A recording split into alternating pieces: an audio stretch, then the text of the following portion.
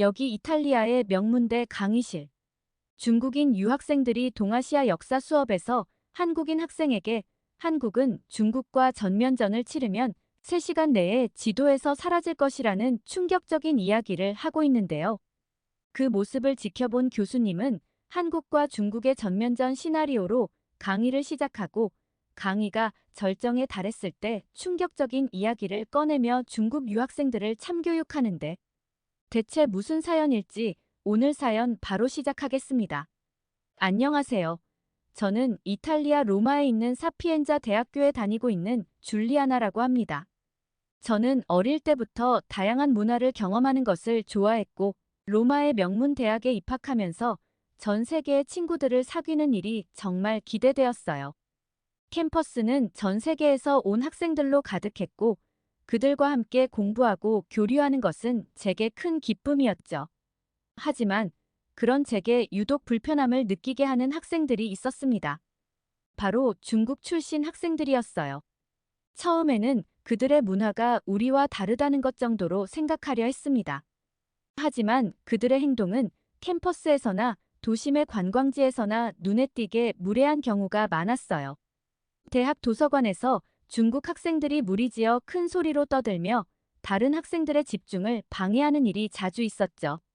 도서관에서 조용히 공부하는 것은 기본적인 예의라고 생각했지만 그들은 아랑곳하지 않고 휴대전화로 크게 통화하거나 서로 장난치는 모습이 반복되었습니다. 한 번은 중국 학생 중 한 명이 도서관 규칙을 지적받자 오히려 화를 내며 반항하는 모습을 보기도 했어요. 그 학생은 나는 중국에서 왔어. 우리나라가 이 나라에 얼마나 많은 도움을 주고 있는데. 게다가 여기서 가장 많은 등록금을 내는 학생들이야. 우리가 원하는 대로 할 수 있어. 라고 소리쳤죠.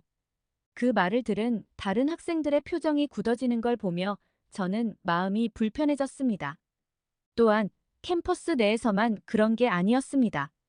로마 시내에서도 중국인 관광객들의 무리를 자주 볼 수 있었는데 그들의 행동 역시 별반 다르지 않았죠. 그들은 큰 무리로 몰려다니며 공공장소에서 시끄럽게 대화를 나누거나 줄을 서지 않고 새치기 하는 모습이 흔했어요. 어느 날 저는 학교 앞 작은 카페에서 친구와 커피를 마시고 있었습니다. 그때 중국인 무리가 가게 안에 들어왔어요. 그들은 물건을 만지작거리면서도 직원의 제지를 무시하고 마음대로 행동했죠.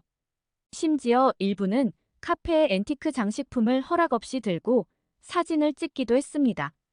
카페 주인이 그들에게 주의를 주자 그들은 오히려 화를 내며 우리가 여기 오는 관광객 중 가장 많은 돈을 쓰는 사람들이야. 라고 소리쳤어요. 그런 모습을 보면서 저는 왜 그들은 다른 사람들에게 배려를 하지 않는 걸까? 무지해서 그런 걸까? 라는 생각이 들었습니다. 사실 처음엔 최대한 열린 마음을 가지려고 했습니다. 서로 다른 문화와 환경에서 자란 사람들이니 이해해야 하는 부분도 있다고 생각했어요. 하지만 그들의 행동은 점점 더 저를 실망시키기만 했죠.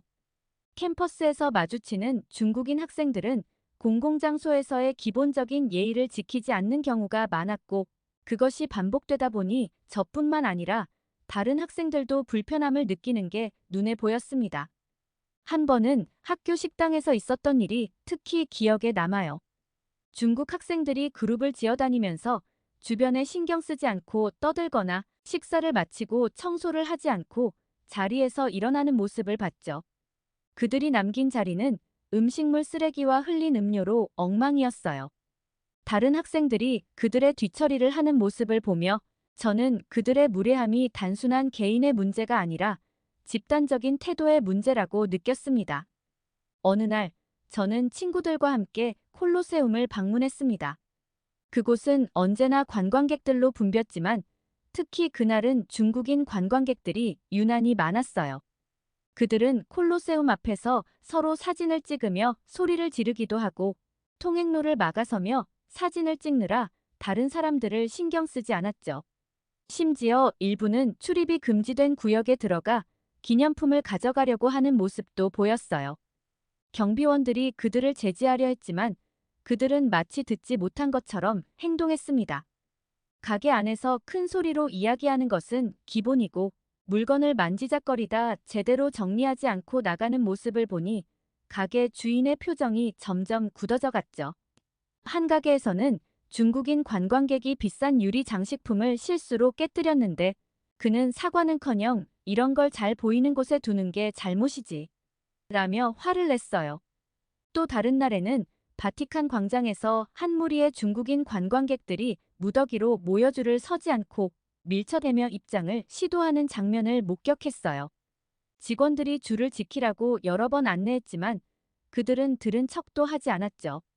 그들 중 한 명이 우리는 단체 관광객이니까 특별 대우를 받아야 해 라고 소리치는 걸 들었습니다.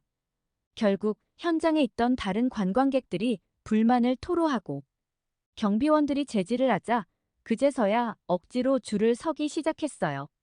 그런 모습을 보면서 저는 그들의 태도가 단순히 무지한 것이 아니라 다른 사람들을 무시하는 행동이라고 생각하게 되었습니다.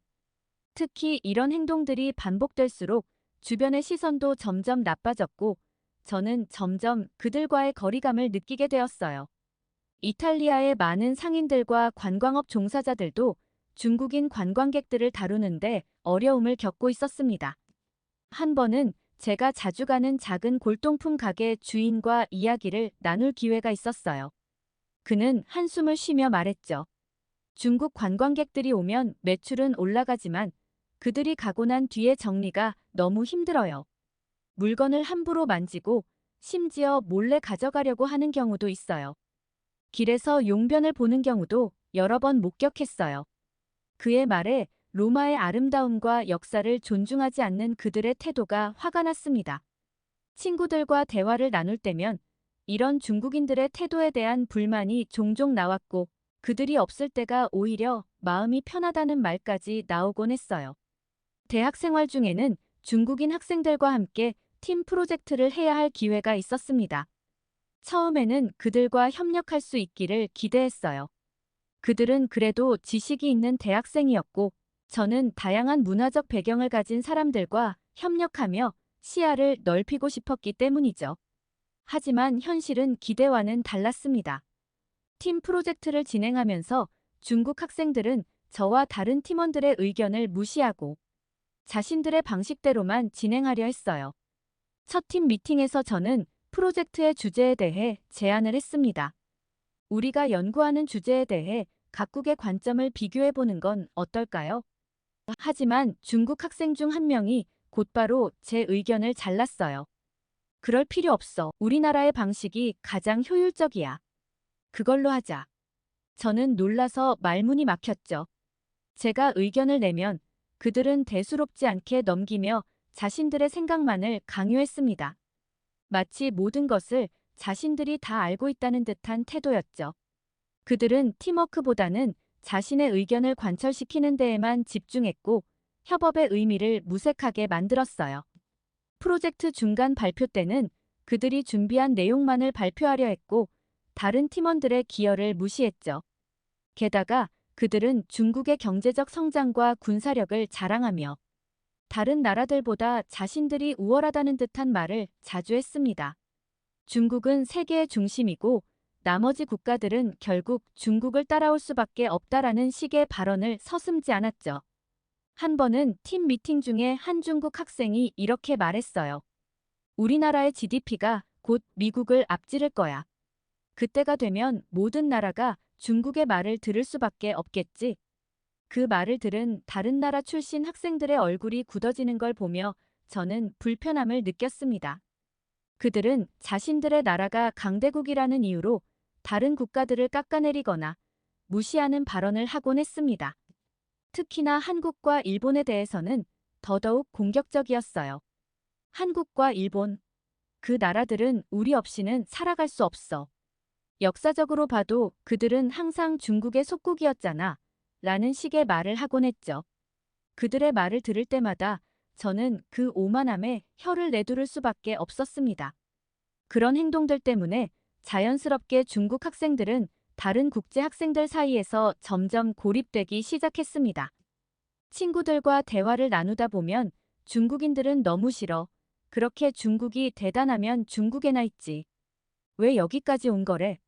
라는 이야기가 자주 나왔고 많은 학생들이 그들과의 협력을 꺼리게 되었어요. 한 번은 국제학생 모임에서 이런 문제에 대해 토론하는 시간이 있었어요. 한 독일 학생이 이렇게 말했죠. 중국 학생들은 항상 자신들만의 방식을 고집해요. 다른 의견을 전혀 받아들이려 하지 않죠. 다른 학생들도 비슷한 경험을 이야기했고, 저 역시 제 경험을 공유했습니다.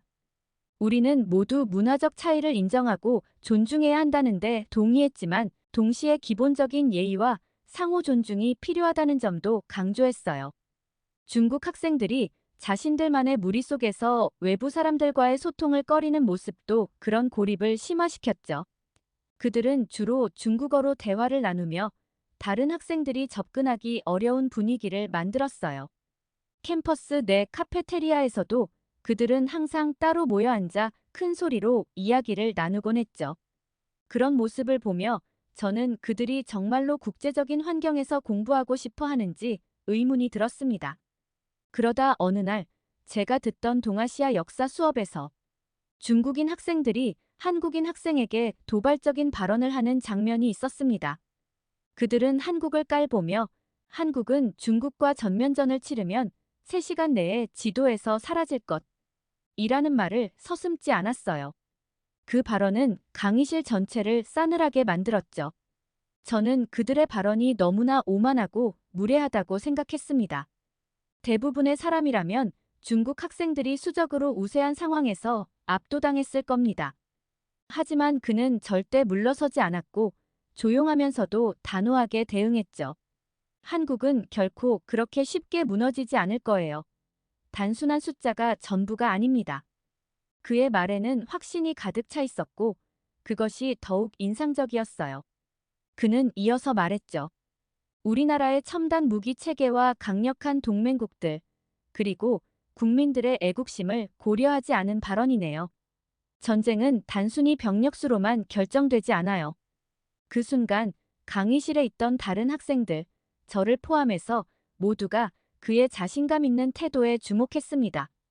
저도 그런 상황에서도 침착하게 대응하는 한국 학생의 모습에 경외감을 느꼈어요. 중국 학생들은 잠시 당황한 듯 했지만 곧 다시 공격적인 태도를 취했어요. 그들 중 한 명이 말했죠. 그래도 너희 나라는 우리의 도시보다도 더 작은 나라잖아. 우리가 밀어붙이면 어떻게 버티겠어? 그러자 한국 학생은 미소를 지으며 대답했어요. 크기가 전부는 아닙니다. 역사를 보세요. 작은 나라가 큰 나라를 이긴 사례가 얼마나 많은지 아세요? 그런데 그때 강의실 문이 열리며 교수님이 들어오셨습니다. 교수님은 동아시아 군사사 연구 분야에서 저명한 분이었고 항상 예리한 분석과 깊이 있는 강의로 유명했어요. 그날도 역시 교수님은 중국 학생들이 한 말을 놓치지 않으셨습니다. 교수님은 조용히 미소를 지으며 말했습니다. 여러분, 오늘의 주제를 조금 변경해보죠. 한국과 중국의 전면전 시나리오에 대해 이야기해 보겠습니다. 강의실에 있던 모두가 그 말을 듣고 술렁였어요. 교수님이 갑자기 왜 이런 주제를 선택하셨는지 의문이 들었지만 우리는 곧 교수님의 깊이 있는 설명에 빠져들게 되었죠. 저는 이 강의가 어떤 방향으로 흘러갈지 긴장되면서도 기대가 되었습니다.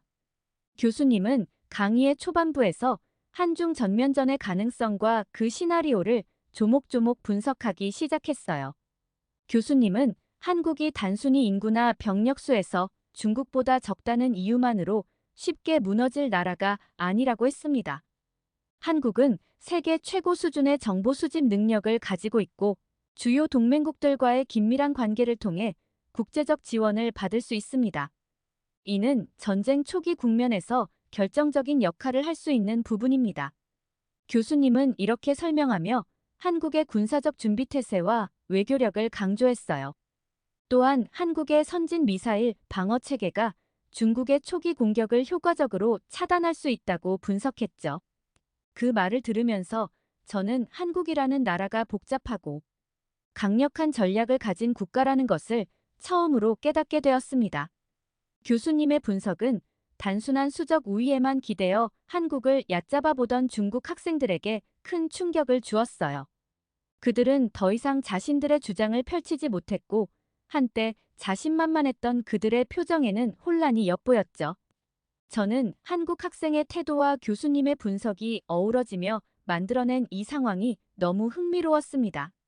한국이라는 나라에 대해 새로운 시각을 가지게 되었고 중국의 오만함이 그저 허상에 불과할 수 있다는 생각이 들었어요. 강의는 계속해서 깊어졌습니다. 교수님은 한국과 중국의 군사력 비교에서 공중전과 해상전의 중요성을 설명했어요. 그는 한국의 최신 전투기인 F-35와 이지스, 구축함 같은 선진 무기 체계가 어떻게 중국의 공군과 해군을 효과적으로 저지할 수 있는지를 자세히 설명했죠. 한국은 단순히 방어에만 치중하는 나라가 아닙니다. 그들은 공격적인 군사 전략을 통해 자신들의 방어 능력을 강화하고 있으며 위협적인 상황에서는 선제적인 타격도 감행할 수 있습니다. 교수님의 말씀에 저는 눈이 휘둥그레졌어요. 한국이 단순히 수비적인 위치에만 있지 않다는 것을 깨달았죠. 한국은 자신을 지킬 준비가 되어 있을 뿐만 아니라 필요할 때는 공격적인 대응도 가능한 나라였습니다.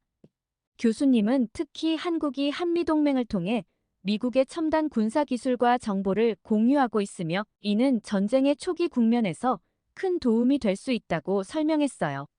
미국과의 긴밀한 관계는 한국에게 매우 중요한 자산입니다. 이는 중국과의 전면전에서 한국이 국제적인 지원을 통해 초기에 밀리지 않고 버틸 수 있는 중요한 요인이죠.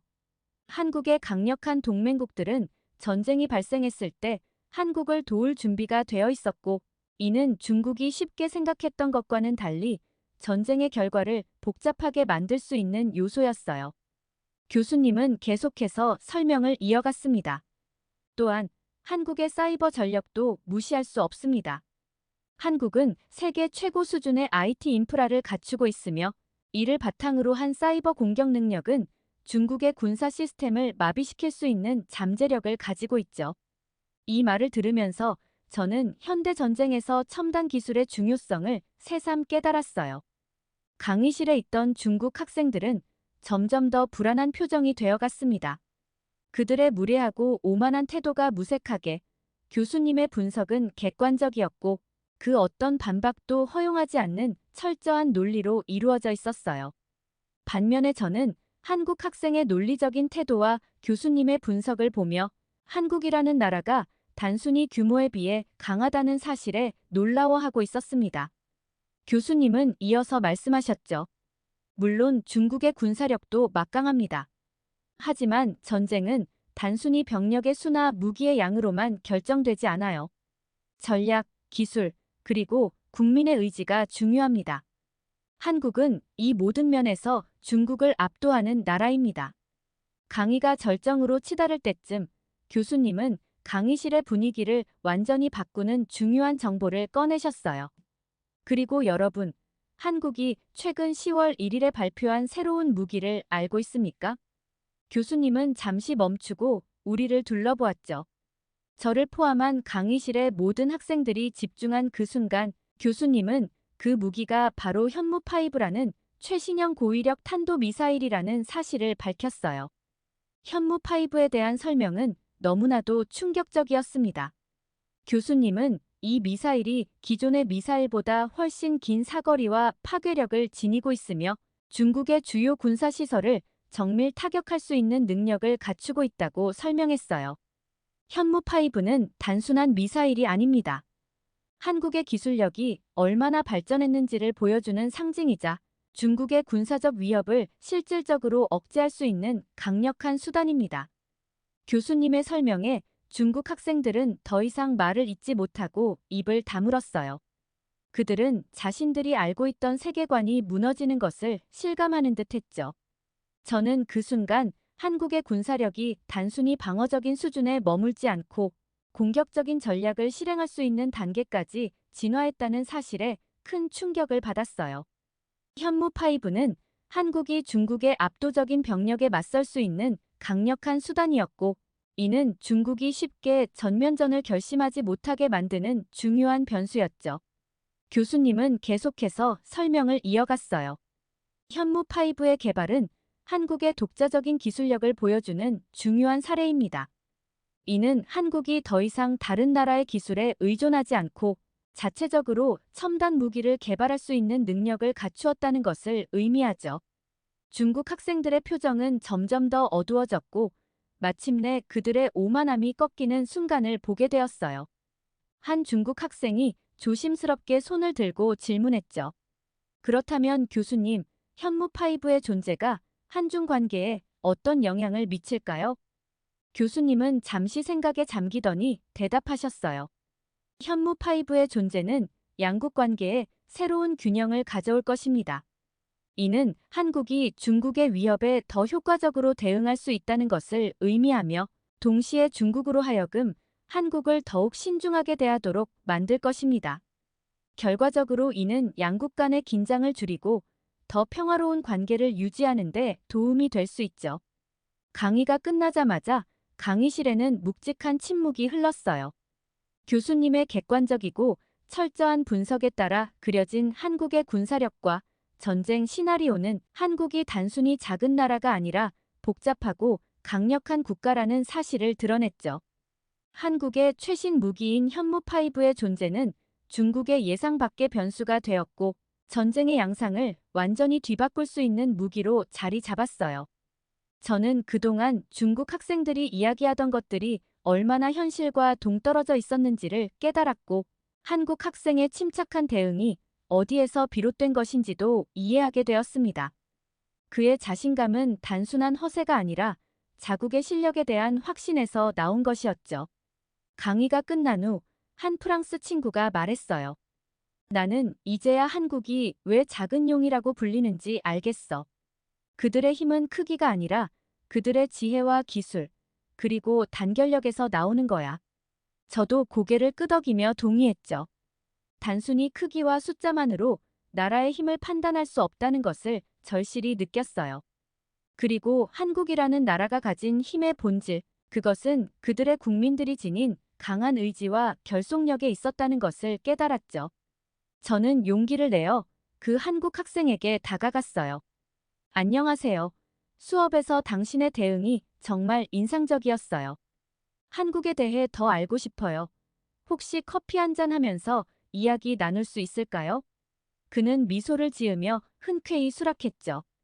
그렇게 우리는 카페에 앉아 한국의 문화, 역사, 그리고 현재에 대해 이야기를 나누기 시작했어요. 따뜻한 카페라테를 마시며 그의 이야기에 푹 빠져들었죠. 그의 말 한마디 한마디가 제게는 새로운 세계를 열어주는 열쇠 같았어요. 우리는 금세 친해졌고 시간 날 때마다 만나서 한국의 이야기를 들었어요. 며칠 동안 그의 이야기를 들으며 저는 한국이라는 나라가 단순히 K-팝, K-드라마로 인해 최근에 떠오른 나라가 아니라는 것을 깨달았어요. 그 이면에는 5,000년이 넘는 깊은 역사와 풍부한 문화가 자리 잡고 있었죠. 고구려, 백제, 신라의 삼국시대부터 조선 왕조까지 한국의 역사는 마치 흥미진진한 드라마 같았어요. 특히 세종대왕이 만든 한글이라는 문자 체계에 대해 들었을 때는 정말 감탄했죠. 한 나라의 왕이 백성들을 위해 새로운 문자를 만들었다니 정말 놀라웠어요. 또한 그들이 어떻게 빠른 시간 안에 경제 강국으로 성장했는지 그 과정에서 겪은 어려움과 극복한 방법들에 대해서도 자세히 들을 수 있었어요. 한국 전쟁 후 폐허가 된 나라에서 시작해 불과 60년 만에 세계 10위권의 경제대국으로 성장한 이야기는 정말 믿기 힘들 정도였죠. 한강의 기적이라고 불리는 이 경제성장 과정에서 한국 사람들이 보여준 근면 성실함과 교육에 대한 열정은 정말 인상 깊었어요. 이 경험을 통해 저는 한국이라는 나라에 대해 완전히 반하게 되었습니다. 앞으로도 저는 더 많은 사람들과 소통하고 다양한 한국의 문화를 이해하려 노력할 거예요. 단순히 책이나 인터넷을 통해서가 아니라 직접 한국 사람들과 대화를 나누고 그들의 이야기를 듣고 싶어요. 그리고 언젠가 한국을 직접 방문해서 그들의 문화와 역사를 더 깊이 체험해보고 싶어요. 고궁을 거닐며 옛 왕조의 숨결을 느껴보고 현대적인 서울의 거리를 걸으며 빠르게 변화하는 한국의 모습도 직접 보고 싶어요. 두 번째 사연 시작합니다. 여기 한국 문화에 대한 다큐멘터리를 제작하고 크게 성공한 제작자가 있습니다. 그녀는 다시 한번 새 프로젝트를 위해 한국에 방문하고 새로운 깨달음을 얻게 되었다고 이야기하는데요. 대체 무슨 사연일지 오늘 사연 바로 시작하겠습니다. 안녕하세요. 저는 라나미터입니다. BBC의 다큐멘터리 제작자로 2019년 대한민국 조용한 문화 강국이라는 프로젝트에 참여했습니다. 그때만 해도 한국 문화의 세계적 영향력이 이토록 커질 줄은 몰랐습니다. 처음 한국을 방문했을 때 서울의 활기찬 거리와 전통 한옥이 공존하는 모습에 깊은 인상을 받았습니다. 명동의 화려한 네온사인 아래에서 젊은이들이 K-팝 댄스를 추는 모습, 그리고 그 옆에서 조용히 차를 마시며 담소를 나누는 어르신들의 모습이 공존하는 걸 보며 이 나라의 매력을 느꼈습니다. 다큐멘터리 촬영 중 가장 기억에 남는 순간은 기생충이 아카데미 시상식에서 대상을 수상한 그날이었습니다. 한국 영화의 세계적 인정을 지켜보며 이 나라의 문화적 잠재력을 실감했어요. BTS의 글로벌 성공도 놀라웠습니다. 그들의 음악이 언어와 문화의 장벽을 넘어 전 세계 팬들의 마음을 사로잡는 모습을 보며 한국 문화의 보편성과 독특함을 동시에 느꼈죠. 다큐멘터리 제작 과정에서 한국의 전통과 현대가 조화롭게 어우러진 모습에 깊이 감명받았어요.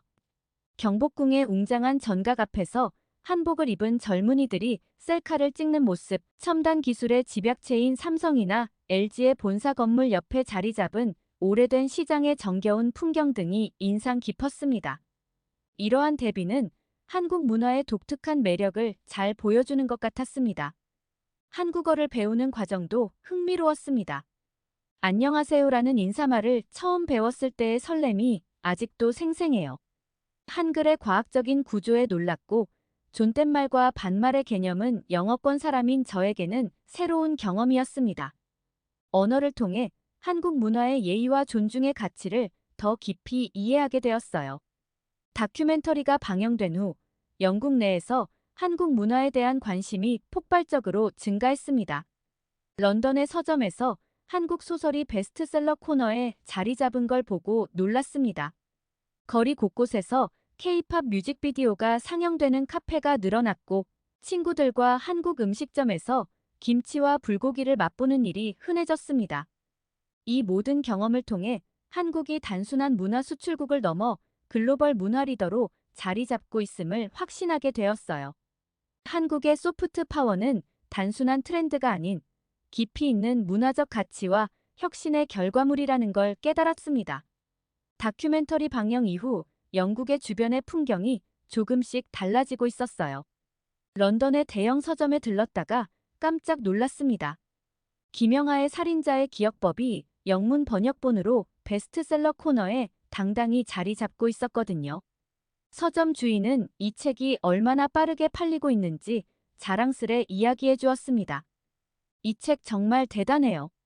한국 작가의 책인데도 불구하고 우리 영국 독자들의 마음을 사로잡았어요. 심리 스릴러로서의 깊이와 한국 특유의 문화적 뉘앙스가 절묘하게 어우러져 있더라고요. 그의 말을 들으며 한국 문학의 세계화를 직접 목격하고 있다는 사실에 가슴이 뜨거워졌어요. 길을 걷다 우연히 들른 카페에서는 또 다른 놀라운 광경을 목격했습니다.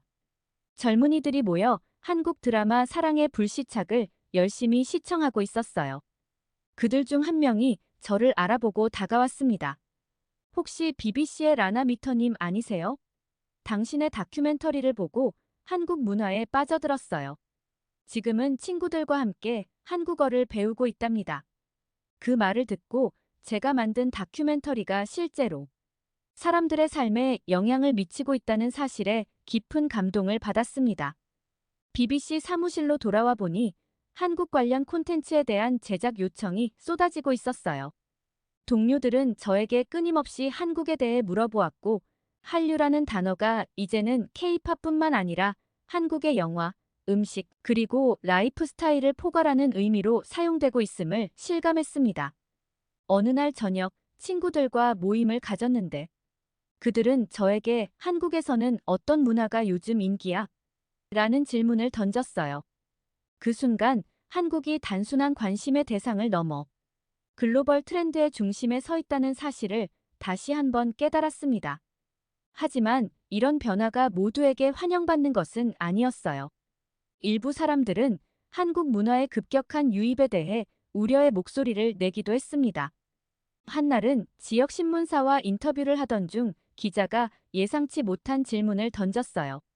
라나 씨, 한국 문화의 인기가 영국의 전통 문화를 위협하는 것은 아닐까요? 순간 당황했지만 곧 침착하게 대답했습니다. 문화는 서로 영향을 주고받으며 발전하는 거예요. 한국 문화의 인기는 오히려 우리 영국 문화의 새로운 면을 발견하고 재해석할 수 있는 기회가 될 수 있습니다. 예를 들어 한국의 참문화를 통해 우리의 전통티 문화를 새롭게 바라볼 수 있죠. 이 대답을 통해 문화 간의 교류가 가져올 수 있는 긍정적인 영향에 대해 생각해보는 계기가 되었어요.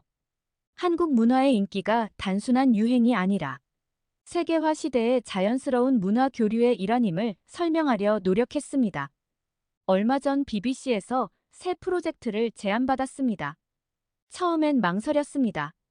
한국의 AI와 기술 혁신이라니 예전에 참여했던 문화와는 너무 다른 주제 아닌가 싶었기 때문입니다. 하지만 곧 이것이 한국을 더 깊이 이해할 수 있는 기회라는 걸 깨달았습니다. 당신이 적임자예요. 한국 문화에 대한 이해를 바탕으로 그들의 기술 혁신을 들여다볼 수 있을 거예요. PD의 말에 용기를 얻어 이 도전을 받아들였습니다. 한국행 비행기에 오르며 이번 여정에 대한 기대와 걱정이 교차했어요. 기술 분야는 제게 생소했지만 한국의 또 다른 면을 발견할 수 있다는 설렘이 컸습니다. 인천공항에 도착하자마자 놀라움의 연속이었습니다. 자동 출입국 심사대, 안내 로봇, 그리고 완벽히 자동화된 수화물 처리 시스템까지. 몇 년 전 방문했을 때와는 확연히 달랐습니다. 공항에서 만난 가이드 은정 씨는 저를 반갑게 맞아주었습니다.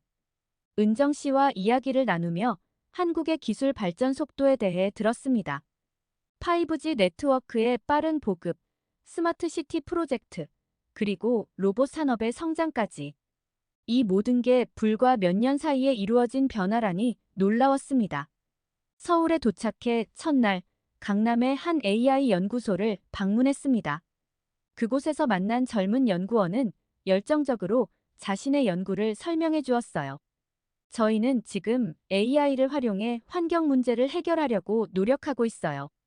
예를 들어 AI로 재활용 쓰레기를 분류하는 시스템을 개발 중이에요. 그의 설명을 들으며 기술이 단순히 편리함을 넘어 사회 문제 해결에도 기여할 수 있다는 점에 감명받았습니다. 그날 저녁 호텔방에서 창밖으로 보이는 서울의 야경을 바라보며 생각에 잠겼어요.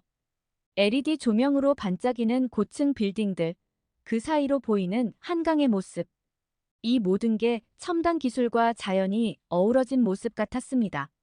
한국의 기술 혁신은 단순히 기계의 발전이 아니야. 그들의 문화와 정신이 녹아든 결과물이지. 이 생각을 시작으로 저는 한국의 기술 혁신 이면에 있는 문화적 요소들을 탐구해 보기로 했습니다. 이것이 바로 제가 만들고자 하는 다큐멘터리의 핵심이 될 거라고 확신했어요. 다음 날부터 본격적인 취재가 시작되었습니다. 오전에는 판교 테크노밸리를 방문했어요. 이곳은 한국의 실리콘밸리라고 불리는 곳이죠. 수많은 IT 기업과 스타트업이 모여 있는 이곳의 분위기는 활기 넘쳤어요. 한 AI 스타트업을 방문해 CEO 지성 씨를 만났습니다. 그는 영국에서 공부하고 돌아와 회사를 창업했다고 해요. 영국과 한국 두 나라의 기술 환경이 어떻게 다른가요? 제가 물었어요. 지성 씨는 잠시 생각하더니 대답했습니다. 영국은 기술 혁신의 역사가 깊고 기초과학 연구가 탄탄해요. 반면 한국은 빠른 실행력과 적응력이 강점이에요. 예를 들어 5G 기술 도입 속도만 봐도 그렇죠.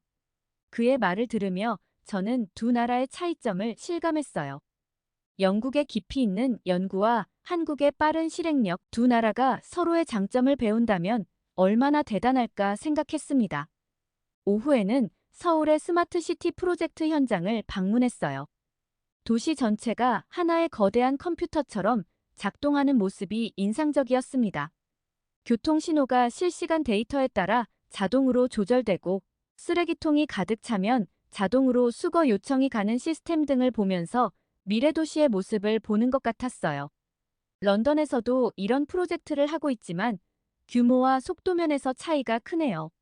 제 말에 안내를 맡은 엔지니어가 대답했어요. 네, 맞아요. 우리나라는 작은 땅덩어리와 높은 인구 밀도 때문에 이런 기술 도입이 더 시급하고 효과적이에요. 저녁에는 한강공원을 산책했어요. 첨단 기술로 가득한 도시에서 잠시 벗어나 자연을 즐기고 싶었거든요. 그런데 이곳에서도 기술의 흔적을 발견할 수 있었어요. 공원 곳곳에 설치된 태양광 충전 벤치, 실시간으로 대기질을 측정하는 센서 등이 눈에 띄었죠.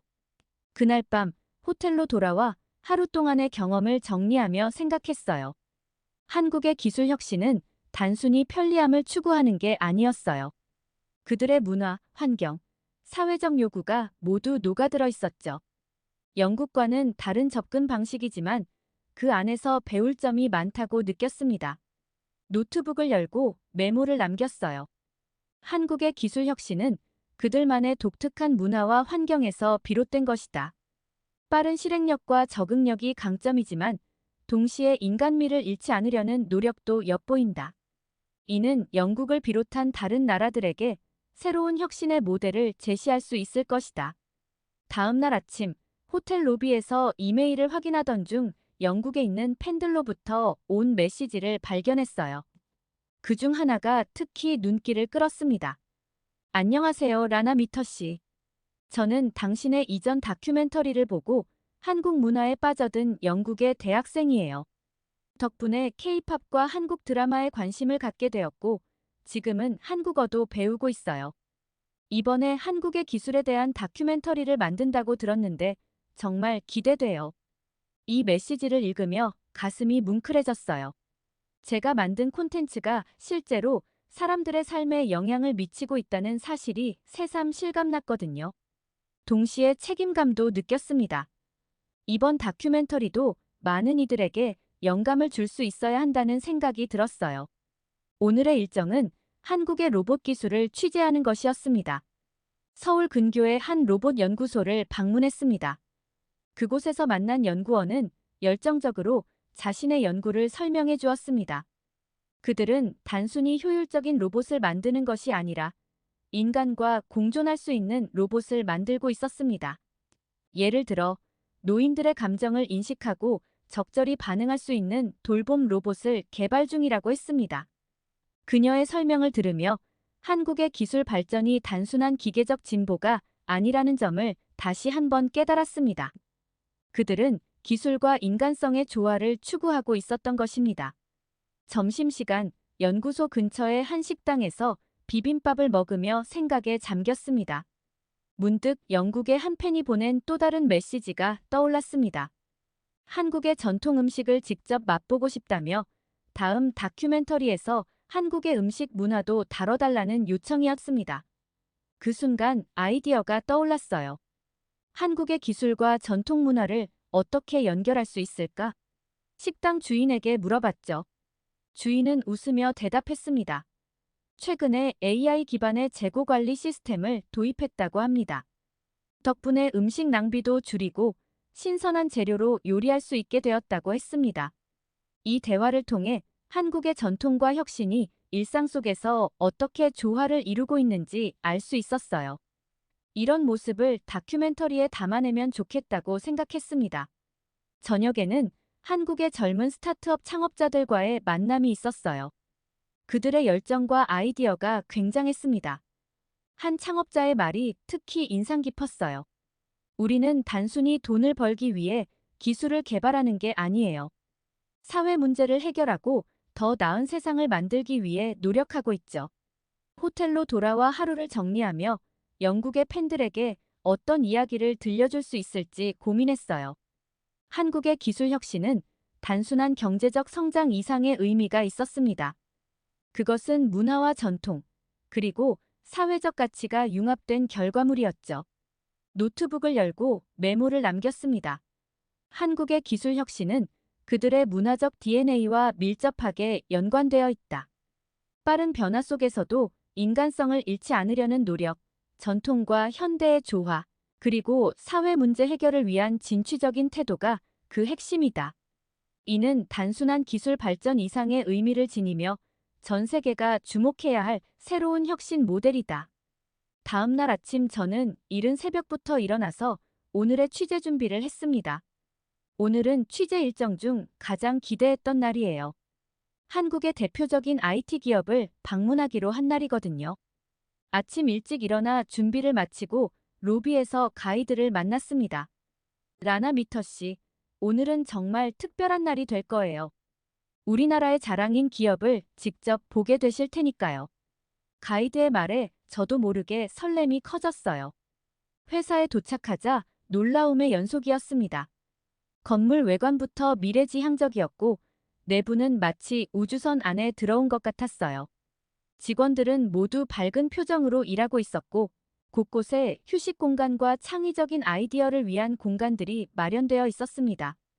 안내를 맡은 직원은 이곳이 꿈의 직장 같지만 동시에 매우 치열한 곳이기도 하다고 설명했습니다.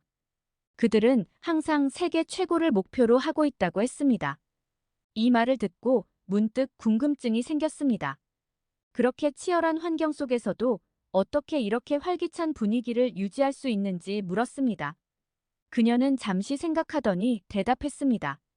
그들에겐 정이라는 문화가 있다고 합니다. 경쟁 속에서도 서로를 배려하고 함께 성장하려는 마음이 그들의 원동력이라고 했습니다. 이 대화를 통해 한국의 기업 문화에 대해 새로운 시각을 갖게 되었습니다. 치열한 경쟁과 따뜻한 배려가 공존하는 모습이 인상적이었습니다.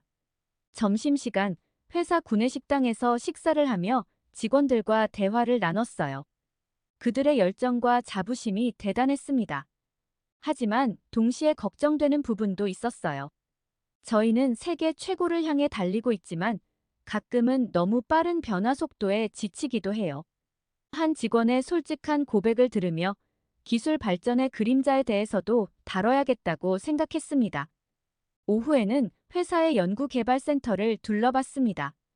그곳에서 만난 수석 연구원 김 박사는 자부심 넘치는 목소리로 설명해 주었습니다. 그들은 단순히 최신 기술을 따라가는 것이 아니라 새로운 기술을 만들어내고 있다고 했습니다. 예를 들어 인간의 감정을 이해하고 공감할 수 있는 AI 시스템을 개발 중이라고 합니다. 그의 설명을 들으며 한국의 기술력에 다시 한번 감탄했지만 동시에 윤리적인 문제에 대해서도 생각하게 되었습니다. 이런 발전된 기술이 잘못 사용되면 위험할 수도 있지 않을까 물었습니다. 김 박사는 진지한 표정으로 대답했습니다. 그렇기 때문에 그들은 기술 개발과 함께 윤리적 가이드라인도 함께 만들고 있다고 합니다. 기술과 윤리의 균형이 중요하다고 강조했습니다. 이 대화를 통해 한국의 기술 혁신이 단순한 발전을 넘어 책임감 있는 혁신을 추구하고 있다는 것을 알게 되었습니다. 취재를 마치고 나오는 길, 회사 직원들이 따뜻하게 배웅해 주었습니다. 그들의 환대에 감동받았지만 동시에 무거운 책임감도 느꼈어요. 이들의 이야기를 어떻게 하면 가장 진실되고 균형 잡힌 시각으로 전달할 수 있을지 고민되었습니다. 호텔로 돌아와 오늘 하루를 정리하며 생각에 잠겼어요. 한국의 기술 혁신은 놀랍고 감동적이었지만 동시에 그 이면에 있는 도전과 고민들도 무시할 수 없었습니다. 이 모든 것을 어떻게 다큐멘터리에 담아낼 수 있을까? 취재의 마지막 날이 밝았습니다. 오늘은 특별한 일정 없이 서울 곳곳을 돌아다니며 그동안의 경험을 정리하는 시간을 가지기로 했어요. 아침 일찍 일어나 호텔 근처 한강공원으로 향했습니다. 맑은 공기를 마시며 걷다 보니 지난 며칠간의 여정이 주마등처럼 스쳐 지나갔어요. 첨단 기술의 현장, 열정적인 연구원들, 그리고 전통과 현대가 공존하는 도시의 모습까지. 공원 벤치에 앉아 노트북을 펼쳤어요. 마지막으로 정리할 내용이 있었거든요. 그때 옆자리에 앉은 어르신께서 유창한 영어로 말을 걸어오셨습니다. 아가씨, 외국에서 오셨나 봐요? 네, 영국에서 왔어요. 다큐멘터리 제작차 한국에 왔답니다. 어르신의 눈이 반짝였어요. 아, 그렇군요. 우리나라가 어떻게 보이던가요? 저는 솔직하게 대답했습니다. 정말 놀라웠어요. 기술의 발전 속도도 대단하고 그 속에서도 전통을 잃지 않으려는 모습이 인상적이었어요. 어르신은 미소 지으며 말씀하셨어요. 그렇죠. 우리는 빨리 가려고만 하지 않아요. 함께 가는 것이 중요하답니다. 기술도 좋지만 그 기술이 사람을 위한 것이어야 해요. 이 대화를 통해 제가 놓치고 있던 중요한 점을 깨달았어요. 한국의 기술 혁신은 단순한 빠름이 아니라 함께라는 가치에 기반하고 있었던 거죠. 오후에는 마지막으로 남대문 시장을 방문했습니다. 첨단 기술로 가득한 도시에서 전통 시장의 활기를 느끼고 싶었기 때문입니다. 그런데 이곳에서도 놀라운 광경을 목격했습니다.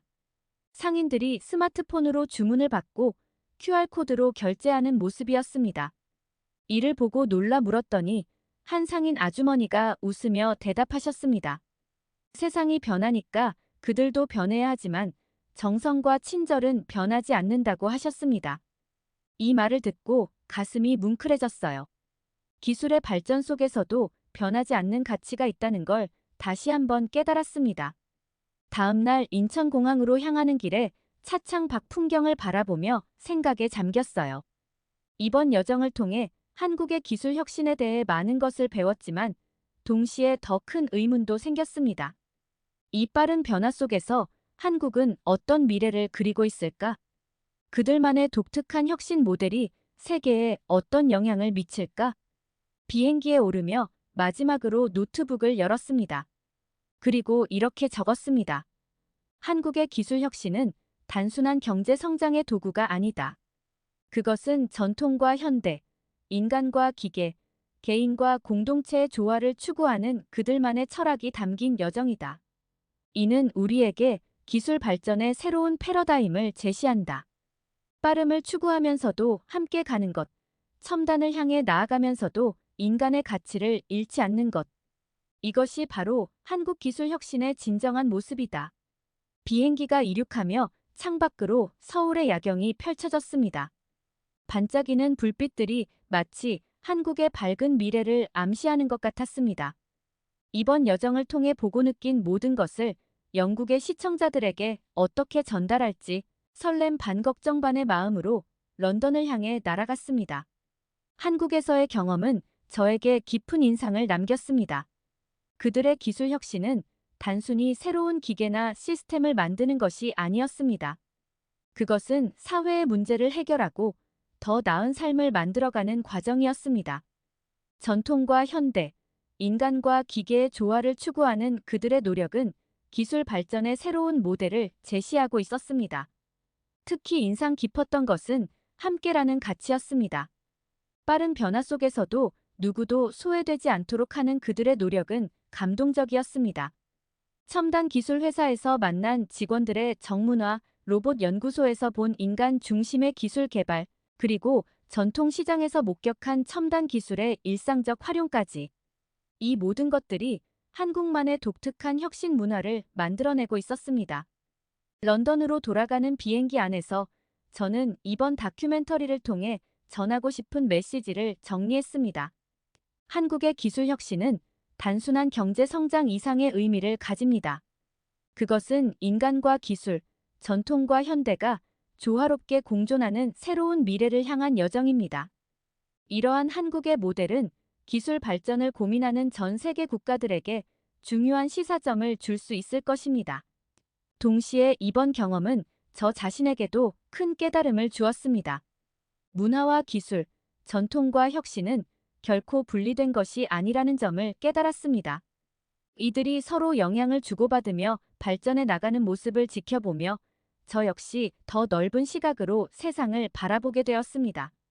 앞으로 제작될 이 다큐멘터리가 많은 사람들에게 영감을 주고 기술과 문화에 대한 새로운 시각을 제시할 수 있기를 희망합니다. 한국의 이야기를 통해 우리 모두가 더 나은 미래를 꿈꾸고 그것을 향해 함께 나아갈 수 있기를 바랍니다. 오늘 사연이 재미있으셨다면 구독과 좋아요, 알림 설정까지 부탁드립니다. 더 재미있는 사연으로 돌아오겠습니다. 이상 감동 탐험이었습니다.